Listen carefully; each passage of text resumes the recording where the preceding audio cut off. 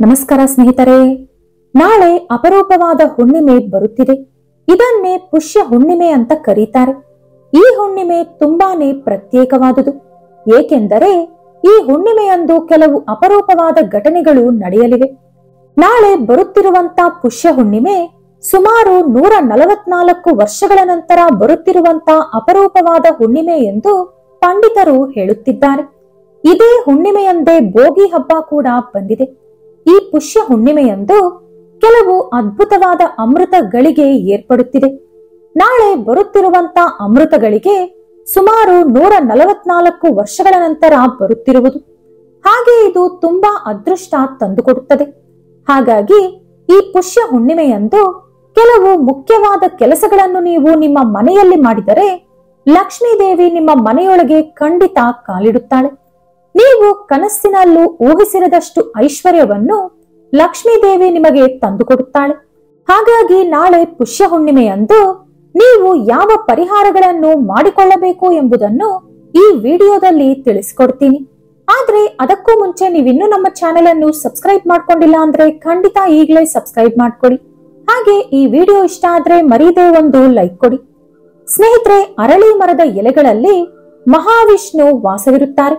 ಹಾಗಾಗಿ ನಾಳೆ ಒಂದು ಅರಳಿ ಮರದ ಎಲೆಯನ್ನಾದರೂ ತಂದು ನಿಮ್ಮ ದೇವರ ಮನೆಯಲ್ಲಿ ಇಟ್ಟುಕೊಳ್ಳಿ. ಪೂಜೆಯ ನಂತರ ಆ ಎಲೆಯನ್ನು ನೀವು ದುಡ್ಡಿಡುವಂತ ಕಡೆ ಇಟ್ಟುಬಿಡಿ. ನಾಳೆ ಈ ರೀತಿ ಮಾಡೋದ್ರಿಂದ ನಿಮಗಿರುವಂತ ಎಲ್ಲಾ ಸಾಲಗಳು ಬೇಗನೆ ತೀರುತ್ತದೆ. ಹಾಗೆ ಮುಕ್ಕೋಟಿ ದೇವತೆಗಳ ಆಶೀರ್ವಾದ ಸಿಗುತ್ತದೆ. ಅರಿಶಿಣವನ್ನು ಶುಭದ ಸಂಕೇತ ಎಂದು ನಂಬುತ್ತಾರೆ. ಹಾಗಾಗಿ ಈ ಶಕ್ತಿಯುತವಾದ ಪುಷ್ಯ ಹುಣ್ಣಿಮೆಯಂದು ನಿಮ್ಮ ಮನೆಯೆಲ್ಲ ಅರಿಶಿನ ನೀರನ್ನು ಚಿಮುಕಿಸಿಕೊಳ್ಳಿ. ಇದರಿಂದ ನಿಮ್ಮ ಮನೆಯಲ್ಲಿರುವ ಆರ್ಥಿಕ ಸಮಸ್ಯೆಗಳೆಲ್ಲ ಹೊರಟು ಹೋಗಿ ಲಕ್ಷ್ಮೀ ದೇವಿ ನಿಮ್ಮ ಮನೆಯೊಳಗೆ ಶಾಶ್ವತವಾಗಿ ನೆಲೆಸುತ್ತಾಳೆ. ಪೌರ್ಣಮಿ ಅಥವಾ ಹುಣ್ಣಿಮೆ ಅಂದರೆ ಲಕ್ಷ್ಮೀ ದೇವಿಗೆ ತುಂಬಾ ಇಷ್ಟ.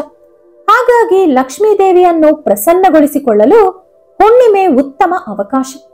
ನಾಳೆ 5 ಗುಲಾಬಿ ಹೂವುಗಳನ್ನು ಲಕ್ಷ್ಮೀ ದೇವಿ ಫೋಟೋಗೆ ಸಮರ್ಪಿಸಿ ಭಕ್ತಿಯಿಂದ ನಮಸ್ಕಾರ ಮಾಡಿಕೊಂಡರೆ ಆಕಸ್ಮಿಕ ಧನಲಾಭ ಉಂಟಾಗುತ್ತದೆ.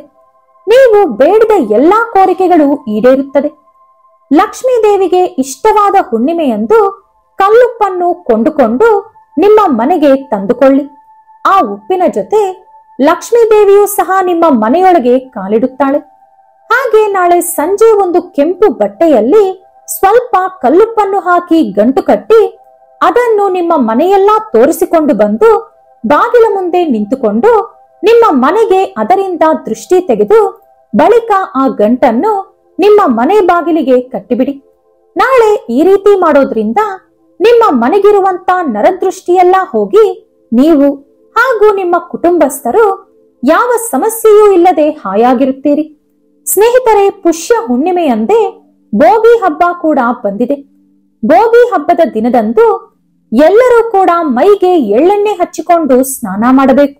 ಈ ರೀತಿ ಮಾಡೋದ್ರಿಂದ ನಿಮ್ಮ ದೇಹದಲ್ಲಿರುವಂತ ಎಲ್ಲಾ ಅನಾರೋಗ್ಯ ಸಮಸ್ಯೆಗಳು ಕೂಡ ನಿವಾರಣೆಗೊಳ್ಳುತ್ತದೆ. ನಾಳೆ ಸ್ನಾನ ಮಾಡಿದ ನಂತರ ಗಣಪತಿ ಫೋಟೋ ಮುಂದೆ ಕುಳಿತುಕೊಂಡು ಓಂ ಗಂ ಗಣಪತಯೇ ನಮಃ ಈ ಶಕ್ತಿಯುತವಾದ ಗಣೇಶನ ಮಂತ್ರವನ್ನು 21 ಸಾರಿ ಭಕ್ತಿಯಿಂದ ಜಪ ಮಾಡಿ. ಇದರಿಂದ ನಿಮ್ಮ ಜೀವನದಲ್ಲಿರುವಂತ ವಿಘ್ನಗಳೆಲ್ಲ ನಿವಾರಣೆಗೊಳ್ಳುತ್ತದೆ. ಸಕಲ ಪಾಪಗಳಿಂದ ವಿಮುಕ್ತಿ ಲಭಿಸುತ್ತದೆ. ಅನಾರೋಗ್ಯ ಸಮಸ್ಯೆಗಳೆಲ್ಲ ಹೊರಟು ಹೋಗುತ್ತದೆ. ಭೋಗಿ ಹಬ್ಬದ ದಿನ ಖಂಡಿತ ಮನೆ ಮುಂದೆ ಚಿಕ್ಕದಾಗಿಯಾದರೂ ಬೆಂಕಿ ಹಾಕಲೇಬೇಕು. ಅದರೊಳಗೆ ನಿಮ್ಮ ಮನೆಯಲ್ಲಿರುವಂತ ಕೆಲಸಕ್ಕೆ ಬಾರದ ಒಂದು ವಸ್ತುವನ್ನಾದರೂ ಎಸೆಯಬೇಕು. ಮನೆ ಮುಂದೆ ಬೆಂಕಿ ಹಾಕಲು ಸಾಧ್ಯವಾಗಲ್ಲ ಅನ್ನುವವರು ಒಂದು ಚಿಕ್ಕ ಪಾತ್ರೆಯಲ್ಲಾದರೂ ಬೆಂಕಿ ಹಾಕಲು ಪ್ರಯತ್ನಿಸಿ. ಅದು ಕೂಡ ಸಾಧ್ಯವಾಗಲ್ಲ ಅನ್ನೋರು ನಿಮ್ಮ ಮನೆಯ ಅಕ್ಕಪಕ್ಕದಲ್ಲಿ ಎಲ್ಲಾದರೂ ಬೆಂಕಿ ಹಾಕಿದ್ದರೆ ಅಲ್ಲಿಗೆ ಹೋಗಿ ನಿಮ್ಮ ಮನೆಯಲ್ಲಿರುವಂತ ಕೆಲಸಕ್ಕೆ ಬಾರದ ವಸ್ತುವನ್ನು ಎಸೆದು ಬನ್ನಿ. ಈ ರೀತಿ ಮಾಡೋದ್ರಿಂದ ನಿಮ್ಮ ಮನೆಯಲ್ಲಿರುವಂತ ದರಿದ್ರ ದೇವತೆ ಹಾಗೂ ನಕಾರಾತ್ಮಕ ಶಕ್ತಿಗಳು ನಿಮ್ಮ ಮನೆ ಬಿಟ್ಟು ಹೊರಟು ಹೋಗುತ್ತವೆ. ಹಾಗಾಗಿ ಇದರ ನಂತರ ನಿಮ್ಮ ಮನೆಗೆ ತುಂಬಾ ಒಳ್ಳೆಯದು ನಡೆಯುತ್ತೆ. ಗೋಮಾತೆಯೊಳಗೆ ಸಕಲ ದೇವತೆಗಳು ವಾಸವಿರುತ್ತಾರೆ. ಹಾಗಾಗಿ ಇಂಥ ಶಕ್ತಿಯುತವಾದ ಪುಷ್ಯ ಹುಣ್ಣಿಮೆಯಂದು ಹಸುವಿಗೆ 2 ಬಾಳೆಹಣ್ಣುಗಳನ್ನು ತಿನ್ನಿಸುವುದರಿಂದ ಹಣದ ಪರವಾಗಿ ನಿಮಗಿರುವಂತ ಎಲ್ಲಾ ಸಮಸ್ಯೆಗಳು ನಿವಾರಣೆಗೊಳ್ಳುತ್ತದೆ. ಹಾಗೆ ನಾಳೆ ತಪ್ಪದೆ ನಿಮ್ಮ ಮನೆಯ ಮುಖದ್ವಾರದ ಮೇಲೆ ಸ್ವಸ್ತಿಕ್ ಚಿಹ್ನೆಯನ್ನು ಅರಿಶಿಣ ಅಥವಾ ಗಂಧದಿಂದ ಬಿಡಿಸಿ. ಈ ಸ್ವಸ್ತಿಕ್ ಚಿಹ್ನೆಯಲ್ಲಿ ಮುಕ್ಕೋಟಿ ದೇವತೆಗಳ ಶಕ್ತಿ ಇರುತ್ತದೆ ಎಂದು ಹೇಳುತ್ತಾರೆ.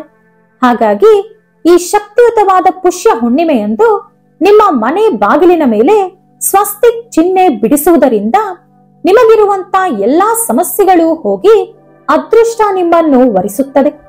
ನಾಳೆ ನೀವು ಸ್ನಾನ ಮಾಡೋ ನೀರಿನಲ್ಲಿ ಸ್ವಲ್ಪ ಅರಿಶಿಣ ಬೆರೆಸಿ ಸ್ನಾನ ಮಾಡಿಕೊಳ್ಳಿ. ಇದರಿಂದ ನಿಮ್ಮ ಜಾತಕದಲ್ಲಿರುವ ದೋಷಗಳೆಲ್ಲ ಹೊರಟು ಹೋಗುತ್ತೆ. ಹಣ 4-6 ಮೂಲೆಗಳಿಂದ ನಿಮ್ಮ ಕೈ ಸೇರುತ್ತೆ. ಹಾಗೆ ನಾಳೆ ತಪ್ಪದೆ ಸಂಜೆ ನಿಮ್ಮ ಮನೆ ಮುಂದೆ 2 ದೀಪಗಳನ್ನು ಬೆಳಗಿಸಿ. ಇದು ತುಂಬಾನೇ ಶಕ್ತಿಯುತವಾದಂತ ಪರಿಹಾರ. ಹುಣ್ಣಿಮೆಯಂದು ಸಂಜೆ ಮನೆ ಮುಂದೆ ದೀಪ ಇಟ್ಟರೆ ನಿಮ್ಮ ಮನೆಯೊಳಗೆ ಧನಲಕ್ಷ್ಮಿ ಪ್ರವೇಶಿಸುತ್ತಾಳೆ. ನಿಮ್ಮ ಖಜಾನೆಯೆಲ್ಲ ಹಣದಿಂದ ತುಂಬಿ ಹೋಗುತ್ತೆ.